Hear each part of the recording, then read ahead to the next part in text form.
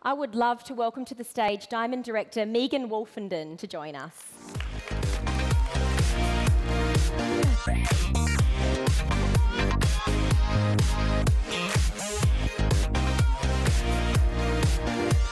Hello, everybody. Yeah, happy Sunday. And congratulations being here on the weekend and really doing something for you that is going to give you incredible results in your future. I really give you accolades for being here and doing the training required to reach your goals. So congratulations to all of you. And also congratulations to Friends with Dignity. Did you just hear a 3-year-old company, a 3-year-old charity, just won Australian Charity of the Year? How phenomenal is that? Yeah, amazing. And I think that 4,000 is incredibly doable. I just think we just need to band together and make that happen today. And I also want to remind you that we have the Smart Delivery program where you can add a small donation or a large donation every single month when your order ship or your Smart Delivery comes out.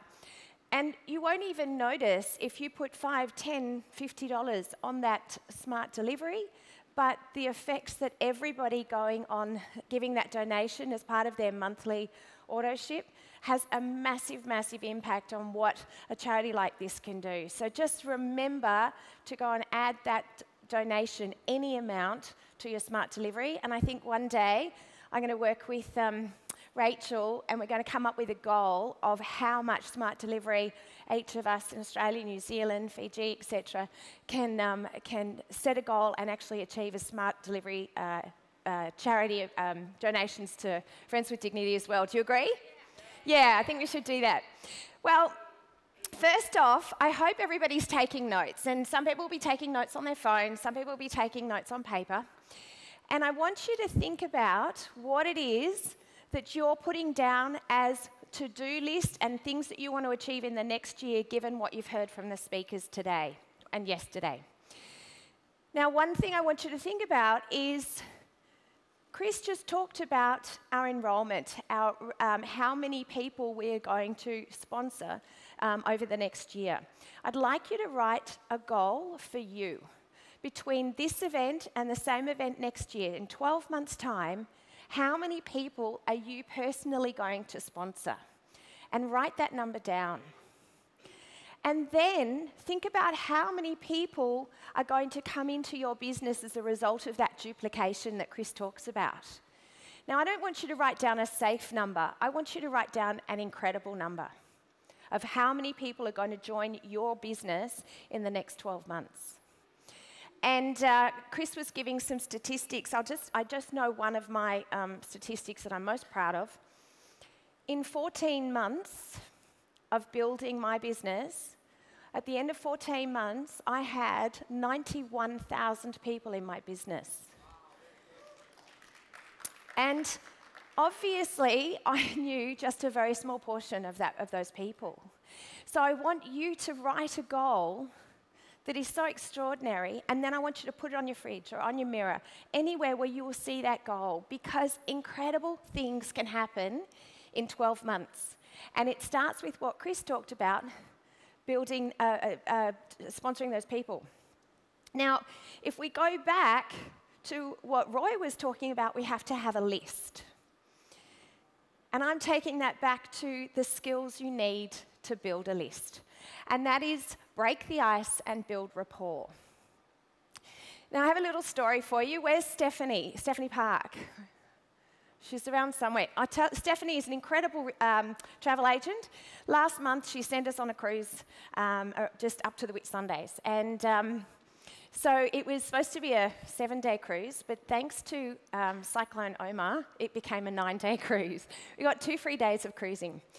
I just want to tell you how somebody talked to this captain.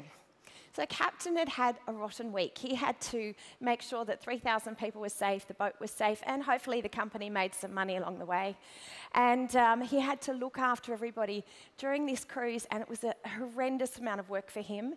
And then he had a medical emergency where somebody had to be airlifted off our ship and back to shore to hospital, which was very, very difficult because they didn't have a helipad. So this captain had been through a lot of stress, And for some strange reason, he decided to come to buffet breakfast. And this gentleman just wanted to start a conversation with him. And unfortunately, this gentleman said, "Wow, I hope you haven't had too many complaints, Captain." And the captain turned to him and he was grumpy. And he said, "No complaints. They wouldn't want to anyway, wouldn't do them any good. I haven't had any complaints." And what should have been a really nice break the ice conversation with the captain, this poor man chose the wrong thing to say and couldn't continue this conversation. So what I want to teach you today is when you meet somebody new, how do you break the ice with that person and begin a conversation? Now, in the case of this gentleman talking to the captain, what could he have done?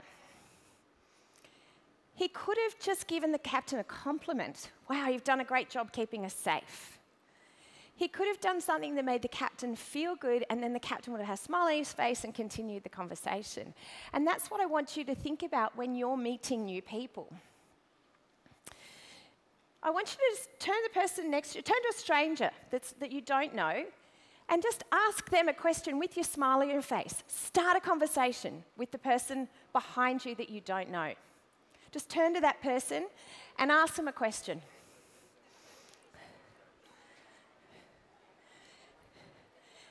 Now, I can see you've got smiles on your faces, right? Everybody here has something in common. We're all here together to learn about how to build our Jeunesse business. We're part of a team, we're having fun. And so we all have that topic that we can talk about to build a conversation. But if you did the same thing, and I don't want you to try this, but if you did that same thing and didn't have a smile on your face, weren't very excited, and just turned to them and said, "It's bad weather, isn't it?" That's not a great way to break the ice, is it? Now, if you look at personality types, let's say the Myers-Briggs personality type, for example, the first part of Myers-Briggs is, are you an extrovert or an introvert? That immediately is telling us, well, 50% of people are introverted. Okay, so there's a bunch of people that don't want to start a conversation. Then if we look at another personality type like DISC, of the 4 personality types, of which are a brand of bits and pieces, only a quarter of the people have high requirement to socialise, to be friendly, to party, to be the life of the party. So that means that 3/4 of us don't want to start a conversation. Am I right? Who finds it difficult to start a conversation with a stranger?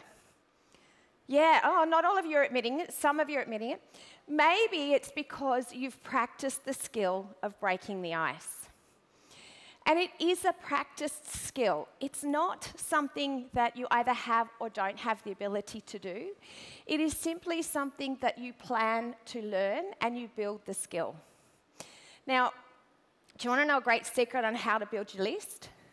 Yeah? Only one? Only Chris? I'll go tell him. Oh, more, okay. So, here's a great way of learning how to break the ice and building your list at the same time. You go online to meet up, and you find a meetup group. And it can be under any topic, but just something that you're interested in. It could be knitting, it could be travel, it could be business, it could be health, it could be yoga. There are meetup groups all over Australia and New Zealand, okay? Go to a meetup group with the intention of starting a conversation with at least 5 people. So you're starting conversation with 5 strangers. Now, can you imagine if you're at a meetup group where people are actually wanting to meet up for a particular reason? You have an audience. You have somebody that wants to talk to you. Have the intention of talking to 5 people, hopefully sharing some business cards, some contact information, Facebook information, something like that. And already you have begun to build that list that Roy talked about yesterday. So who could go to a meetup group and just say hello to 5 people? Yes. You see, that is how you build the skill. Practice. So when somebody says to me, "Oh, I don't meet anyone," okay, fine, you haven't been meeting anyone lately, but why not go somewhere where you can meet someone and practice meeting people. Now, again, it's a numbers game. I think it was Paula that gave the 5-to-1 ratio. So she says if she speaks to 5 people, 1 person she can move on to the next step with. Was that right? It was 5-to-1? So you've just gone to a meetup group, you've met 5 people, you now have 1 person that you, at least, that you will be continuing the conversation with. So learning how to break the ice with those people is practice. So imagine you're in a meetup group and the topic that you're meeting up about is knitting, okay? So obvious question is, oh, how long have you been doing this? Something about them. Ask a question about them. People love to talk to themselves. Okay, we've done that one. The trick is to be interested in the answers they give you. Be interested in what they're telling you. And I have a non-Jeunesse related example, but when I got out of university and started going to interviews, I learnt very quickly that I could get by on an interview by asking more questions than I was answering. Now, that sounds a bit strange, but what I learnt was people love to talk about themselves. And there was a particular job that I wanted. I was going into work in ANZ in their corporate banking, and I turned up early for my interview, and I had my new suit on, and I got to Martin Place in Sydney, and I was early, and so I was watching the free concert in Martin Place. And unfortunately, in front of thousands of people, a cage that had people doing window washing fell out of the sky, fell from about 14 stories and fell. So 1 person immediately lost his life, the other person was okay. And so I had to go to an interview in that condition. So I got into the lift, and another gentleman got into the lift with me, and he said, "Are you okay?" And I said, "No, not really," and I told him what had just happened. So we were getting off at the same floor. He sat me down in reception, he got me a glass of water, and he said, "I'll send somebody out to reception." This lady came out to reception, and I explained that I was here for an interview. She walked me into the interview and happened to be with this same man that was in the lift. And he knew that I was not in a position to do an interview. So he talked about himself for an hour, and I got the job. Yeah. So when you are breaking the ice and building rapport with people, you need to be interested in their story. Interested in what drives them. And when you find out what drives them and what excites them, then you've probably got a fabulous solution to help them move ahead. What have we got? Jeunesse. And you'll find that people want to join you in business when they get to know about you and they trust you and they learn your story. But it's because you've lined up with what they're looking for. You've built rapport and you've aligned yourself with, done some mirroring with them. Another example of actually not talking too much was I had a 3-week tour. I was showing Jeunesse around Malaysia and China for 3 weeks. And I actually had a lot of people that were on referrals. So I was meeting new people without their sponsors there because their sponsors were back in Australia. So I had to quickly get to know these people and break the ice and build rapport. What I found was by the end of the 3 weeks, I'd lost my voice. So all I did was ask 3 or 4 questions for them, let them talk a lot, and once again, they would sign up. Now, that's not giving them the whole story of what Jeunesse does for them and how we can help in teaching them, but it just goes to show that people will join you when they know that you are interested in them. So very important to get to know somebody's story. Now, I'm the first person to say that I'm really bad with remembering names, and that's a terrible, terrible trait. You like that too? I'm really bad at remembering names, but you know what I remember? I remember people's stories. So when I see somebody and I say hi to them and I say, "Oh, we met at Warwick Farm," or, you know, "We were on the bus trip together to the Sapphire event," or "Your child is a musician, how's that going?" And when you remember people's stories, that really helps to build rapport with people, and people appreciate when you remember their stories. Who else is bad at remembering names? Oh, you're not, Chris. You're good. Yeah. So if you remember people's stories, you get away with it. I'm not saying it's a trait that we shouldn't keep practicing and try really hard to remember people's stories. But if you people's names, but when you remember their stories, you do get away with it.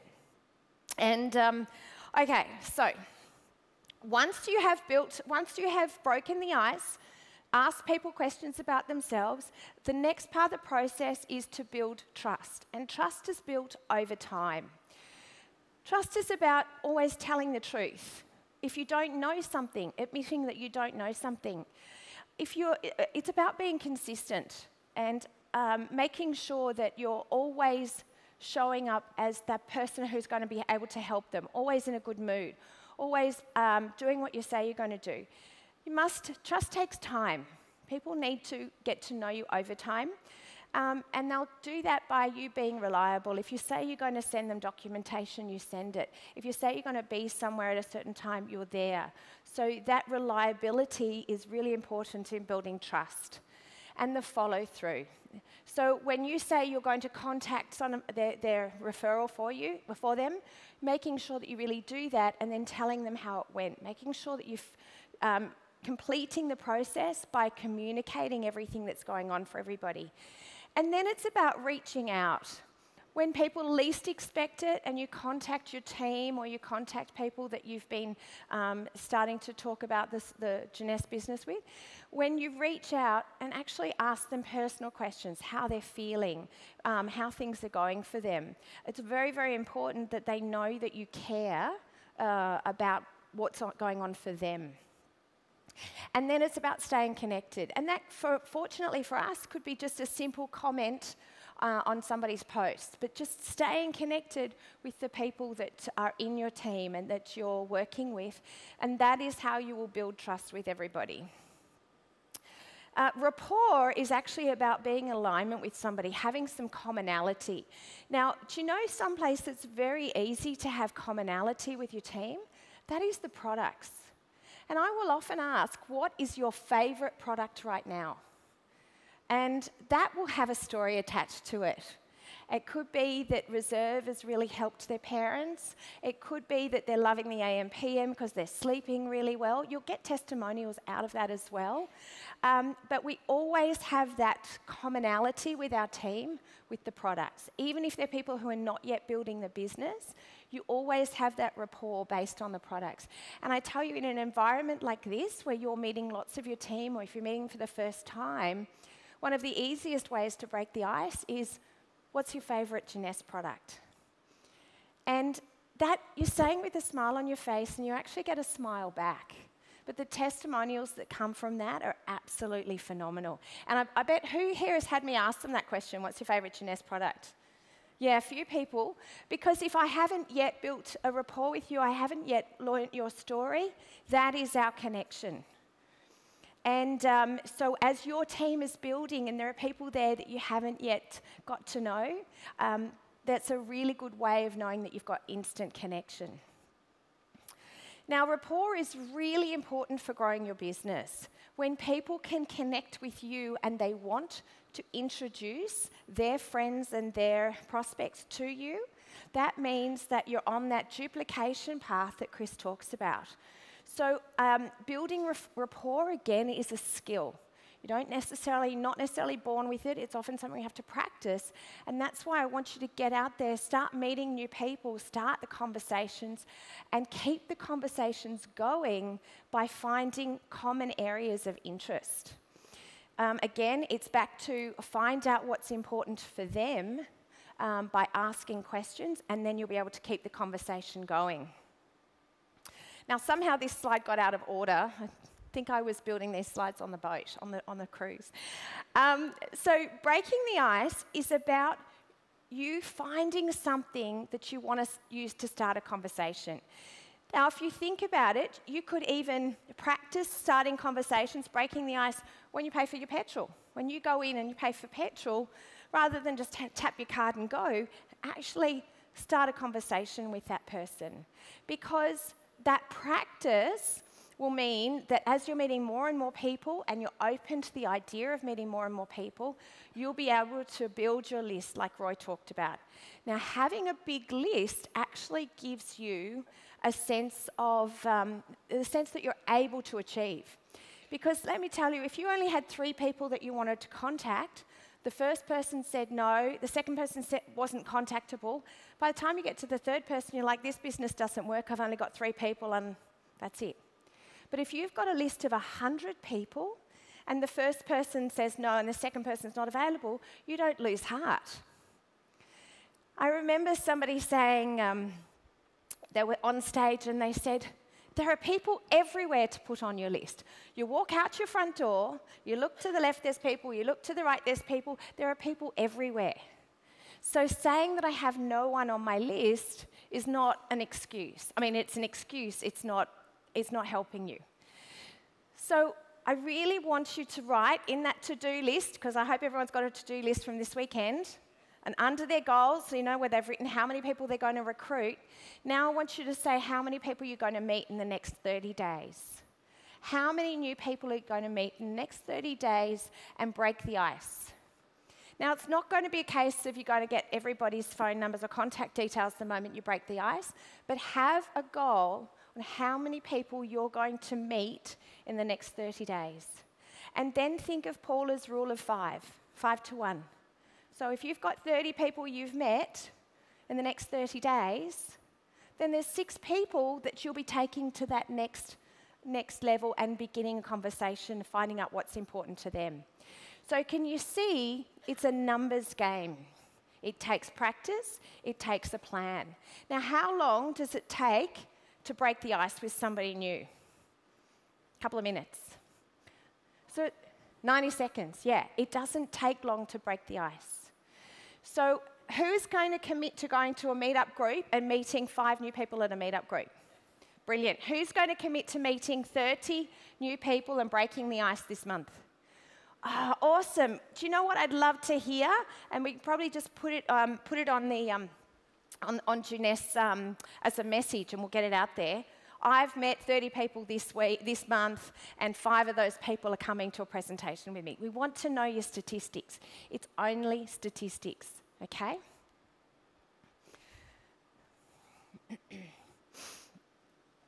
Now, once the conversation's flowing, this again is another tool. So first of all, we've started with break the ice, and then we're starting to build rapport, and then we've got to keep the conversation going. Again, this is practice. So by doing your 30 people this month, if you get to talk 6 of those people, actually talk to them about Jeunesse and keep the conversation going, then this is all part of your practice, of your building your skills to build your business. Now, one of the things you can do is think of topics to talk to people about. One of the easiest things to talk to people about is family. You know, they'll tell you anything. Oh, wow, I've got to race off to pick up the kids. Have you got kids? Easy. Another easy thing to talk to people about is what they do. How do they spend their time? What's their business? So, you know, if let's say you're in an Uber with somebody, you say, is this what you do, all the time, or do you have another business as well? Is this your side business? Start talking to them about what they do. Another thing is like what people like to do for fun. So if I met somebody out here who wasn't part of our conference, I could say, you're here on holidays, or have you been to some of the theme parks where you've been here? Just ask them what they're doing for fun. And I love to talk about travel. Who else loves travel? Yeah. And I know Susan asked it, but I didn't see everybody. Who is going to Athens? Awesome. And who is planning on going to Vanuatu? Yeah. Awesome, brilliant. And Singapore? Oh, wow, bunch of travellers, this is awesome. So do you realise when you're travelling how many people you meet? And sometimes you can get in this travel mode. I've done it. You're tired. You just want to get to the airport, then you want to get to your hotel and blah, blah, blah. And you don't think about all these people you're meeting. But when you're traveling, you just want to open yourself out to the possibility of meeting more people. Again, we're back to that 5 to 1, putting people on your list consistently. And it is a skill. It does take practice. So don't be upset if you're not getting your 5-to-1. Or if you try for 30 people and you get 20 this month, are you better off than last month? Yes. So set the goals and start making it happen. Now, if you are finding that you're not able to keep these conversations going, do speak to your sponsor or your upline, because then you can get some personal coaching on what you could do better. And I think personal coaching is so important because we learn the skills, we practice the skills, but to refine the skills, we might need a personal coach. What could I do better? How could I talk to these people to move the conversation to the next point where I can start talking about our products or talking about our business? So having a coach from your upline, very, very helpful for your success. Having better conversations simply improves your business. When you're meeting new prospects and you can keep that conversation going, of course, they're more likely to want to build a business with you. When you're meeting your downlines prospects, you owe it to your downline to build that conversation to where it needs to go so that prospect can move forward. So it does take practice, but it is your responsibility as a leader, and then in teaching the duplication that Chris talks about, to move that conversation forward and get that person to the position of saying, yes, they want to join, and then they want to take action. Now, again, that personal coaching with your upline can be really, really important. If you're doing a three-way, you're learning what your sponsor's saying, but afterwards you can talk to your sponsor about how the conversation went, what you could have done better. That personal coaching is really, really important. And then when you're on the phone with a three-way conversation, remember, it's not about jumping straight into, let's talk about Jeunesse. At first, you need to know some important things that matter to the prospect. Because remember, they want to feel important. They want to feel that they get an opportunity to talk about themselves and what's important to them as well. And so that's just a little summary of how you can get started on building the ice and making your list bigger. So again, I want to say who's committed to going to, say, a meetup group or a meeting and meeting 5 new people and breaking the ice? Oh, awesome, guys. Well done. Who's committed to meeting 30 new people this month? Awesome. And who is committed to writing their goals per what Chris wants us to do and know how many people you're going to sponsor this year and how many people how many new people join your team? Oh, brilliant, guys. You are awesome. Have a fantastic weekend. I'm so proud to be here with you. Thank you very much, everybody.